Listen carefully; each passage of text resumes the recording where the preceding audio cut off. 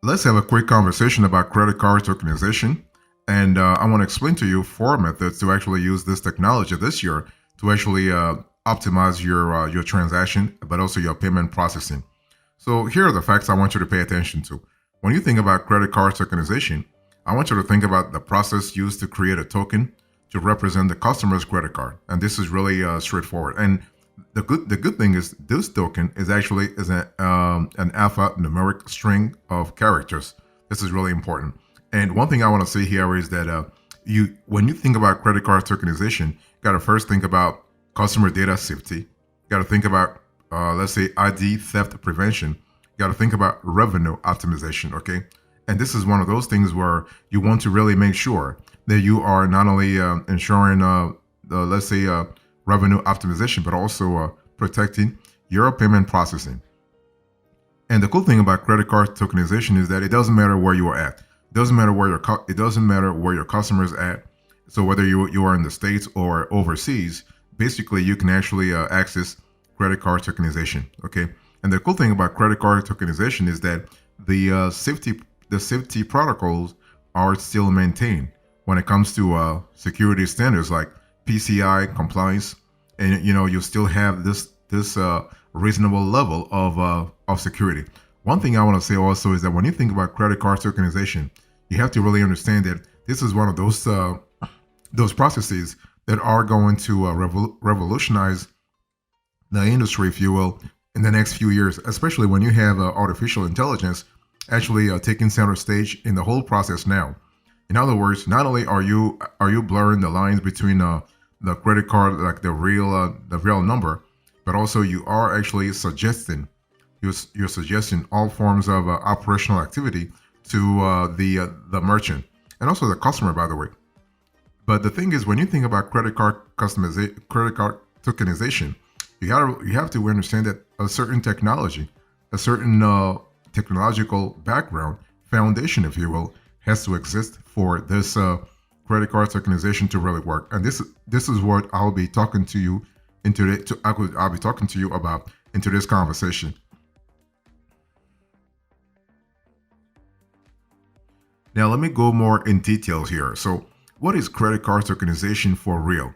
Let's go granular. Let's understand the ins and outs of this technology. Okay, so credit card tokenization is actually a process of essentially cloaking your customer's card information with a randomly generated series of letters and numbers or an alphanumeric string of characters called a token that can only be decrypted by the bank when processing a transaction. So the decryption can only happen when the bank is processing the transaction.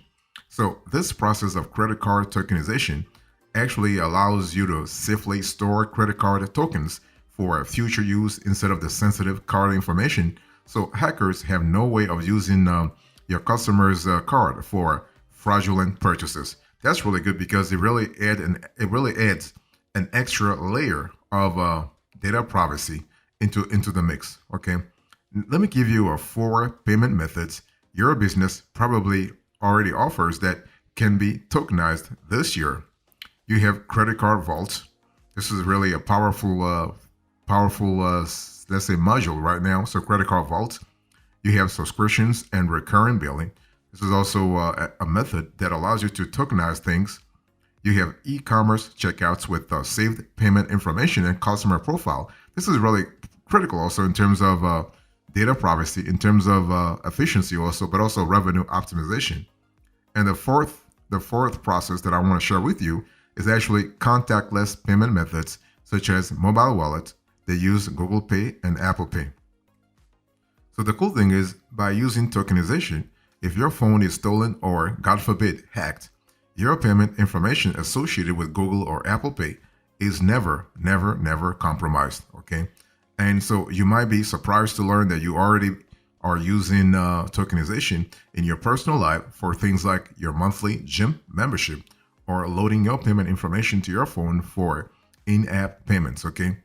And so one thing for sure, when you think about tokenization, you want to think about a very sophisticated process that allows you to really cloak your data, your card data, into a string of alpha numeric, let's say, codes.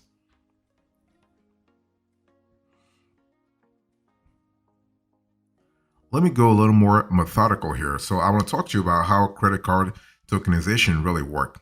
So the thing is, once a credit card is tokenized in your payment processor system, it can only be used within that system in your business's merchant account. So this really creates a lot of possibilities because it means that you have actually created an ecosystem, a tech ecosystem outside of which nothing can work.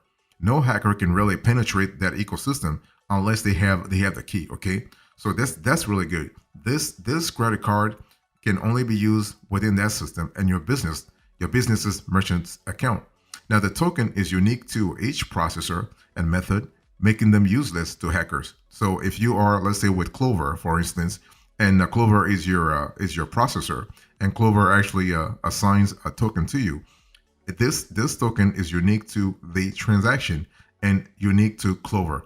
If a hacker actually were to let's say hack your data, and your data was actually a transaction that came from another processor, you can't do nothing with it. Okay, so this is really good actually. And as a business owner, your credit card processor is responsible for storing your customers' credit card information securely and encrypting the data so that it cannot be used by, let's say, anyone who is not authorized. And credit card tokenization is actually used so that instead of storing whole credit card numbers on your business's website or, let's say, even system, you are instead storing a token. So a token actually, again, is of no value, is of little or no value to a potential hacker or a fraudster, whereas a credit card number, like the full 16 credit card numbers, are way more valuable. So right now, the technology has been so Apple Pay, for instance, Apple Pay is using this technology. So if you use an Apple credit card, you are actually familiarizing yourself. I mean, with that tokenization process. Okay, Apple Pay is one of the few credit card issuers that actually have this technology, and for a long time now, this is nothing new. It has been around for a while, so that's really something that you need to think about. So, when you think about credit card tokenization, how do tokenization payments actually benefits your business and your customers? I mean, let's really first analyze the let's say the benefits vis-a-vis your company, and then we'll see for your customers.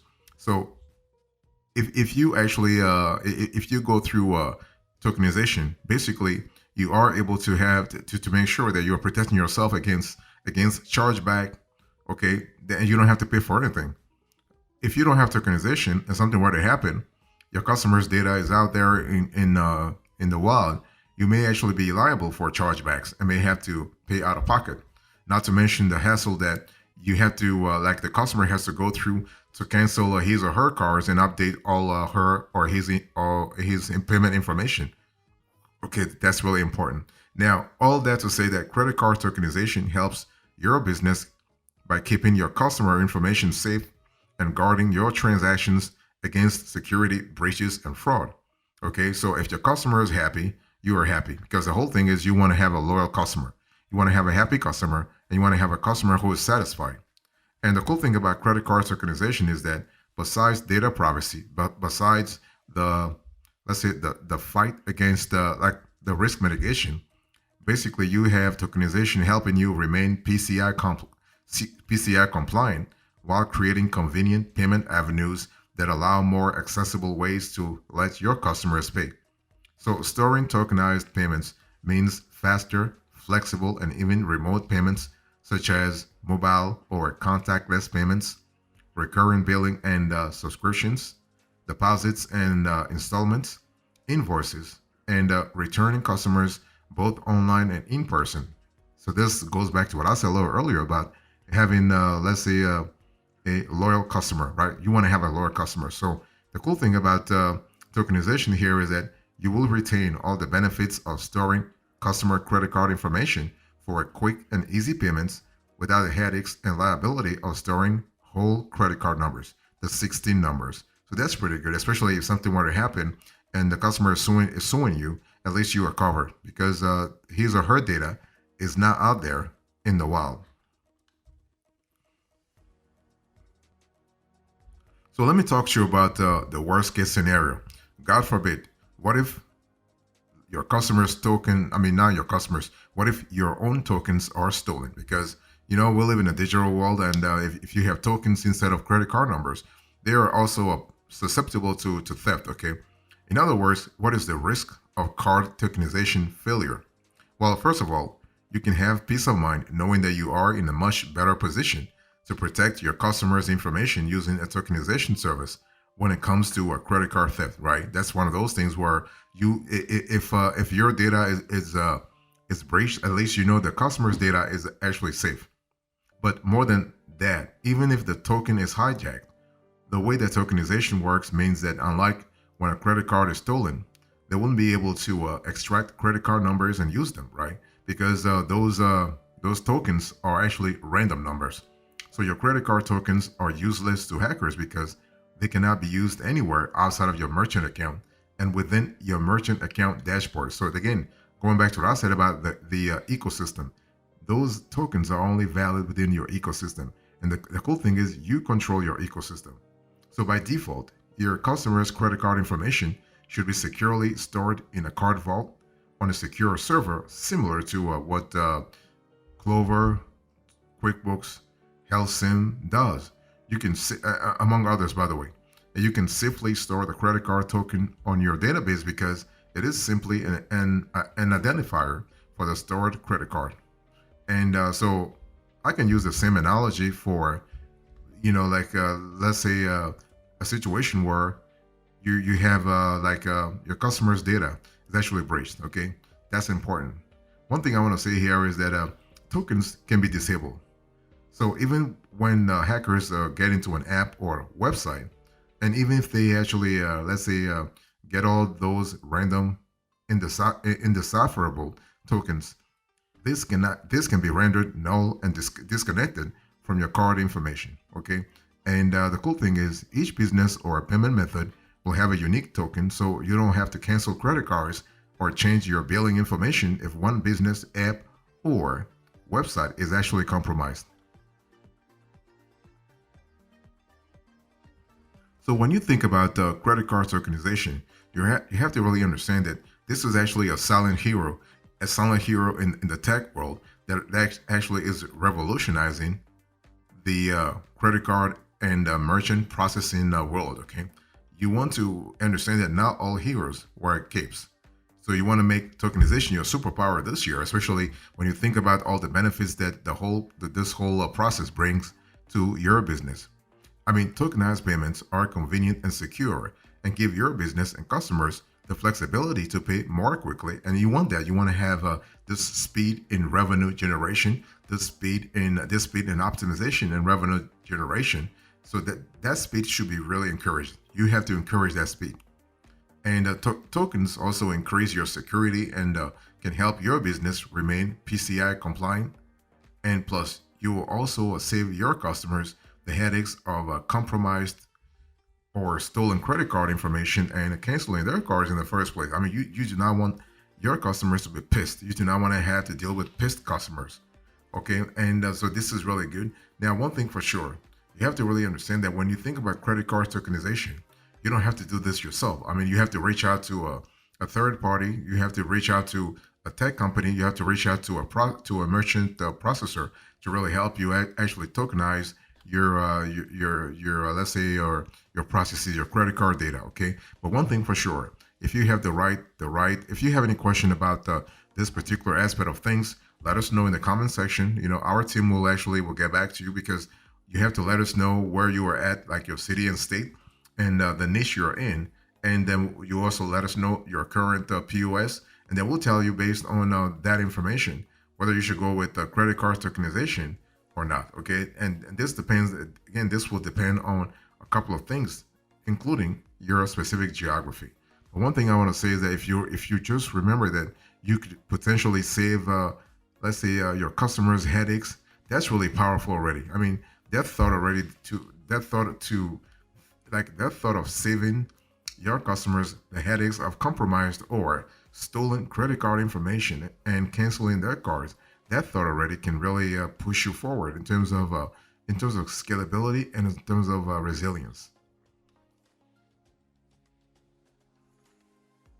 So when you think about credit card tokenization, you have to really understand that basically this process, the whole process can be actually hacked. Okay, so the so the big question is, could a token be hacked by reversing it? Well, the token is not like a Rubik's cube that has been mixed up. It is a brand new sequence. The numbers do not correspond to bank card details or mean anything to anyone except the merchant. So this is important. And one thing for sure, Apple Pay has a tokenization, and they've had this for a while now. It is actually safe to load your payment information onto Apple or Google Pay for your phone. So when you upload your debit or credit card information or take a picture of your card, your phone will verify the payment info with your bank and generate a random token.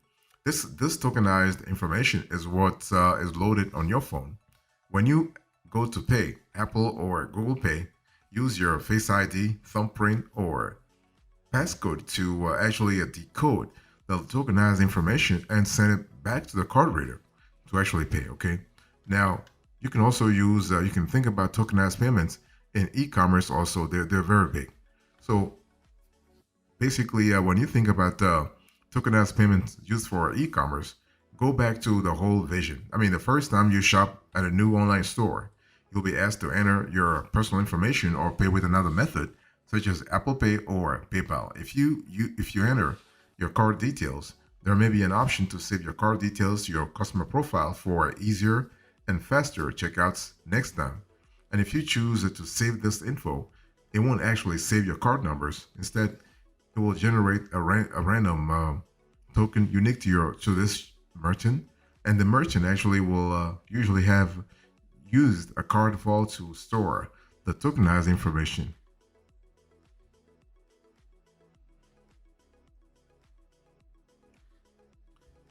So here's an epilogue into this conversation. I spoke to you about credit card tokenization. I give you the facts. I give you the details afterwards, and I give you some extra info. In terms of details, I spoke about what is credit card tokenization, how does card tokenization work, how tokenized payments benefits your business. What if your token are stolen? And not all heroes work caps or keeps. It really depends. Okay, so that's really important.